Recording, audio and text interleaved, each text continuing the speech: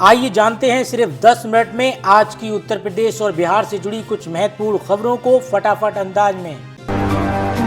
बिहार की चुनावी बिसात में ओवैसी की पार्टी का नया दांव, महागठबंधन के साथ चुनाव लड़ने की जताई इच्छा। एआईएम के प्रदेश अध्यक्ष बोले, महागठबंधन हमारे ऑफर पर कर रहा है विचार। बिहार चुनाव 2025 काउंटिंग को लेकर चुनाव आयोग का बड़ा फैसला, मतदान के अंतिम आंकड़े अब तुरंत होंगे अपडेट। चुनाव आयोग ने मतदान के आंकड़ों को जुटाने की प्रक्रिया में सुधार किया है। अब प्रत्येक निर्वाचन क्षेत्र के मतदान प्रतिशत के अंतिम आंकड़े चुनाव खत्म होने के तुरंत बाद उपलब्ध होंगे। पीठासीन अधिकारी मतदान केंद्र में पड़े मतदान के अंतिम आंकड़ों को चुनाव आयोग के ऐप पर अपडेट करेगा। इस व्यवस्था से मतदान के आंकड़े चुनाव खत्म होने के करीब आधे घंटे में अपडेट हो जाएंगे।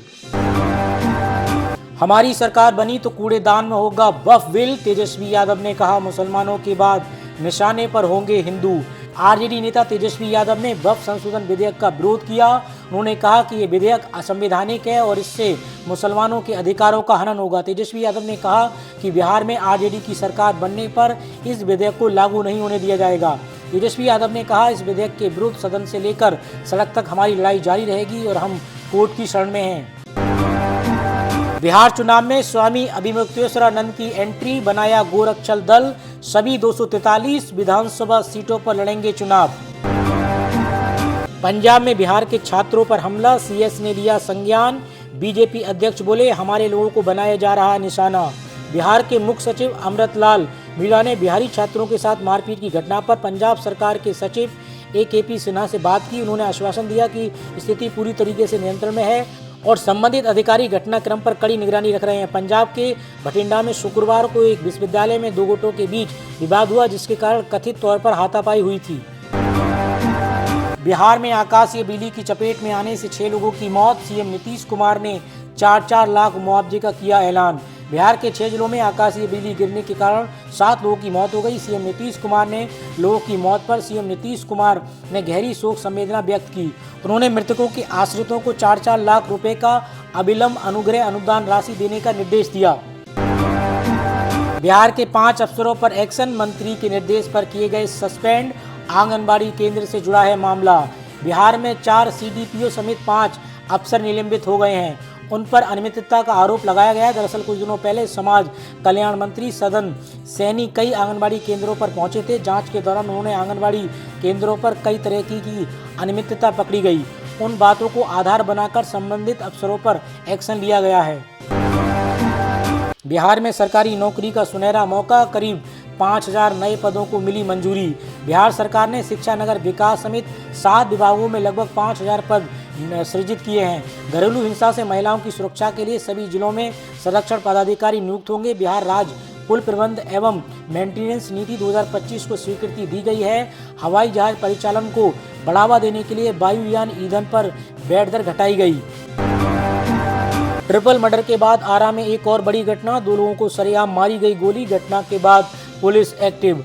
आरा के गढ़हनी थाना क्षेत्र के रतनाड़ गांव में पुरानी रंजिश के चलते 2 लोगों को गोली मारकर हत्या कर दी गई। मृतकों में चंदन सिंह और सोनू अंसारी शामिल है। पुलिस ने एक आरोपी को गिरफ्तार कर लिया है और आगे की जांच चल रही है।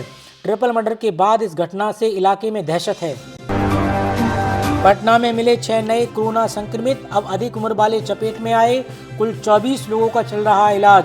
पटना में कोरोना संक्रमित बढ़ रहा है। मंगलवार को 6 नए मामले सामने आए, जिसमें कुल संक्रमित की संख्या 30 हो गई है। इनमें NMCH और निजी अस्पतालों में मिले मरीज शामिल हैं। स्वास्थ्य विभाग ने 6 मरीजों को स्वस्थ घोषित किया है, जबकि 24 सक्रिय मामले हैं। जांच में सरकारी और निजी लैब दोनों में मामले पाए गए हैं और अधिक उम्र के लोग भी संक्रमित हो रहे हैं।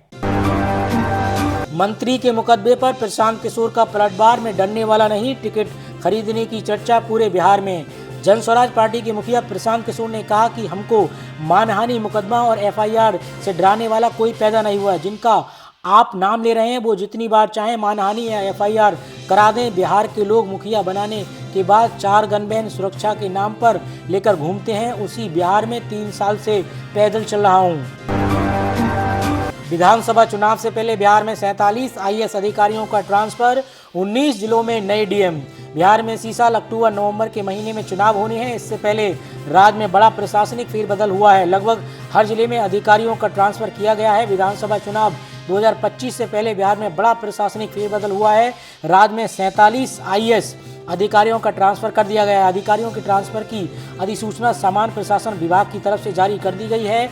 इस अधिसूचना के बाद पटना के डीएम समेत करीब सभी जिलों के अधिकारी बदल गए हैं। कुल 19 जिलों के डीएम बदले गए हैं। बिहार के मुजफ्फरपुर रेप पीड़िता की मौत के मामले में पीएमसीएच और एसकेएमसीएच के 2 बड़े अधिकारी सस्पेंड। बिहार सरकार ने पीएमसीएच के प्रभारी उपाध्यक्ष डॉक्टर अभिजीत सिंह और एसकेएमसीएच की अधीक्षक डॉक्टर कुमारी विवाह को किया निलंबित। पीड़िता को रेफर करने की तय नीति का पालन न करने और कर्तव्यों में लापरवाही बरतने का आरोप। यूपी में पूर्व अग्निवीरों को मिलेगा पुलिस और पीएससी की भर्ती में 20% आरक्षण। योगी कैबिनेट में 10 अहम फैसले। उत्तर प्रदेश के मुख्यमंत्री योगी आदित्यनाथ की अध्यक्षता में मंगलवार को लोक भवन में कैबिनेट की बैठक हुई। कैबिनेट बैठक में 10 अहम फैसले हुए। पूर्व अग्निवीरों को यूपी पुलिस व पीएससी की भर्ती में 20% आरक्षण देने के प्रस्ताव को कैबिनेट से मंजूरी मिल गई है। उन्हें आयु सीमा में भी छूट दी जाएगी। वहीं कैबिनेट की बैठक में औद्योगिक विकास और एसएमएसआई, आईटी, पर्यटन, उच्च शिक्षा, नगर विकास समेत विभिन्न विभागों के प्रस्तावों को मंजूरी मिली। यूपी के 8 लाख राशन कार्ड धारकों को मिलेगा 3 महीने का एक साथ राशन। शासन ने दिए निर्देश। उत्तर प्रदेश के सभी राशन कार्ड धारकों के लिए अच्छी खबर है। शासन के तहत राशन कार्ड वितरण की नई व्यवस्था को लागू किया गया है। इसके तहत जून का जो राशन वितरण है वह 30 मई से शुरू हो गया है, जो कि 10 जून तक किया जाएगा, जबकि जून महीने में ही जुलाई का राशन वितरित किया जाएगा। इसके अलावा जुलाई के पहले हफ्ते में ही अगस्त का राशन भी राशन कार्ड धारकों को बांटा जाएगा। उत्तर प्रदेश में पंचायत चुनाव व्यवस्था में बड़े बदलाव की तैयारी। आम जनता चुन सकती है जिला पंचायत व ब्लॉक प्रमुख। प्रदेश सरकार सांसद और विधायकी की तरह उत्तर प्रदेश में जिला पंचायत अध्यक्ष और ब्लॉक प्रमुख का चुनाव भी सीधे जनता से कराने का मंथन चल रहा है। सूत्रों की माने तो प्रदेश सरकार जल्द ही इस बारे में केंद्र सरकार को प्रस्ताव भेज सकती है। माना जा रहा है कि अगर केंद्र ने राज्य सरकार को इस प्रस्ताव पर मोहर लगाती तो आगामी पंचायत चुनाव में ही इस नई चुनाव प्रक्रिया को लागू किया जाएगा। यूपी में इन पशुओं की कुर्बानी, खुले में मांस की बिक्री पर लगी रोक। योगी की सख्त हिदायत, बकरीद से पहले अलर्ट।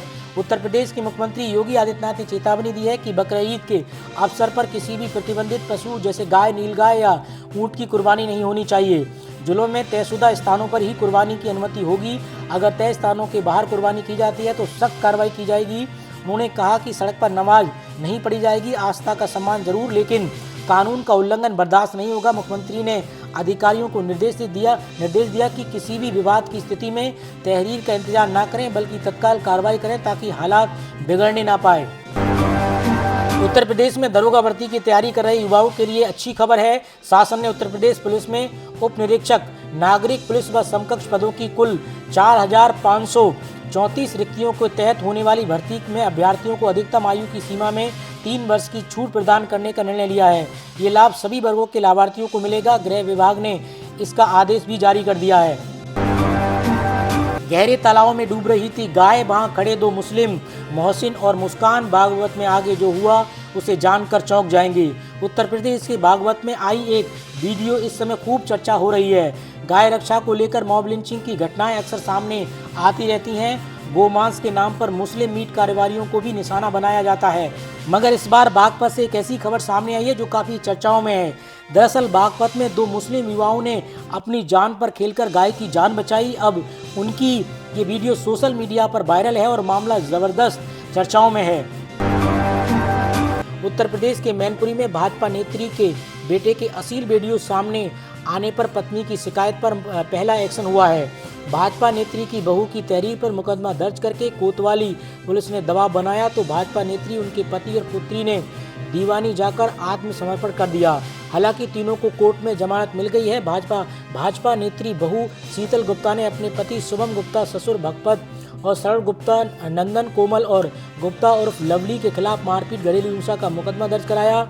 ये मुकदमा दर्ज करने के बाद कोतवाली पुलिस इन आरोपियों की गिरफ्तारी के लिए लगातार दबाव बना रही है। ये भी बताया जा रहा है कि नेत्री अब भाजपा का हिस्सा नहीं है। यूपी के इस शहर में 588 करोड़ से सुधरेगी इस शहर की विद्युत व्यवस्था, लगाए जाएंगे 2000 नए विद्युत ट्रांसफर। वाराणसी में बिजली व्यवस्था को सुधारने के लिए 588 करोड़ रुपए की योजना शुरू की गई है। इसके तहत 2000 नए ट्रांसफार्मर लगाए जाएंगे और पुराने बदले जाएंगे। बढ़ती आबादी को देखते हुए 15 नए विद्युत उपकेंद्र भी स्थापित किए जाएंगे। मंत्री रविंद्र जायसवाल ने अधिकारियों को युद्ध स्तर पर कार्य करने का निर्देश दिया है और स्थान चयन में तेजी लाने को कहा है। सड़क पर नहीं होगी नमाज, संवेदनशील क्षेत्र में ड्रोन से निगरानी। गंगा दशहरा बकरीद को लेकर पुलिस कमिश्नर ने की बैठक। वाराणसी में गंगा दशहरा और बकरीद को सकुशल संपन्न कराने के लिए पुलिस कमिश्नर ने अधिकारियों के साथ बैठक की। संवेदनशील क्षेत्रों में सतर्कता बरतने और प्रतिबंधित पशुओं की कुर्बानी रोकने और सोशल मीडिया पर निगरानी रखने के लिए निर्देश दिए गए हैं। गंगा दशहरा पर घाटों पर सुरक्षा व्यवस्था कड़ी करने और महिला पुलिसकर्मियों की तैनाती के आदेश दिए गए हैं। उत्तर प्रदेश में कुटीर उद्योगों के कारीगरों को 3 करोड़ के फंड से मिलेगी उड़ान। एमएसएमई को स्टार्टअप कराने वालों की होगी मदद। अंबेडकर के जरिए मिशन 2027 में जुड़ी भाजपा, विपक्ष के नैरेटिव को तोड़ने की तैयारी। भारतीय जनता पार्टी 2027 के विधानसभा चुनावों को देखते हुए बाबा साहेब भीमराव अंबेडकर की जयंती को वंचित वर्गों के साथ जोड़ने के अवसर के रूप में लिया है। पार्टी 13 दिनों तक चलने वाले अंबेडकर जयंती का आयोजन कर रही है, जिसमें मैराथन जैसी गतिविधियां शामिल है। भाजपा वंचित और अति पिछड़े वर्गों के बीच अपने विचारों को प्रसारित करने और उनकी गलतफहमियों को दूर करने की कोशिश कर रही है। रामनगरी अयोध्या में खुलेगा रामायण यूनिवर्सिटी। मथुरा गाजियाबाद को भी मिलेगा योगी सरकार का तोहफा। उत्तर प्रदेश के मुख्यमंत्री योगी आदित्यनाथ की अध्यक्षता में मंगलवार को हुई मंत्री परिषद की बैठक में कई अहम फैसलों को मंजूरी मिली है। लोक भवन के सभागार में आयोजित कैबिनेट की बैठक में कुल 11 प्रस्ताव अनुमोदन के लिए रखे गए थे, जिनमें से कैबिनेट ने 10 प्रस्तावों को स्वीकृति प्रदान की है। इसके तहत प्रदेश में जल्द ही 3 और निजी विश्वविद्यालय भी मिलेंगे। योगी सरकार ने अयोध्या में निजी क्षेत्र के तहत महर्षि महायोगी रामायण विश्वविद्यालय के संचालन को मंजूरी दे दी गई है। कैबिनेट ने प्रयोजन संस्था महर्षि रामायण विद्यापीठ ट्रस्ट को संचालन प्राधिकार पत्र जारी करने की मंगलवार को अनुमति दे दी है। लखनऊ, आगरा सहित 6 जिलों में सरकारी अस्पतालों में मुफ्त होगा सिटी स्कैन। योगी सरकार का बड़ा फैसला। उत्तर प्रदेश सरकार ने लखनऊ, आगरा, गोरखपुर समेत 6 जिलों में सिटी स्कैन जांच पर लगने वाले यूजर चार्ज को समाप्त कर दिया है। अब सभी जिला अस्पतालों में ये जांच मुफ्त होगी। उप मुख्यमंत्री ब्रजेश पाठक के निर्देश पर यह फैसला लिया गया है, जिससे मरीजों को राहत मिलेगी। सरकार मेडिकल कॉलेजों में सुधार कर रही है, जिसके लिए करोड़ों रुपए आवंटित किए गए हैं। उत्तर प्रदेश में पड़ रही भीषण गर्मी के बीच मौसम विभाग ने कुछ राहत भरी खबर दी है।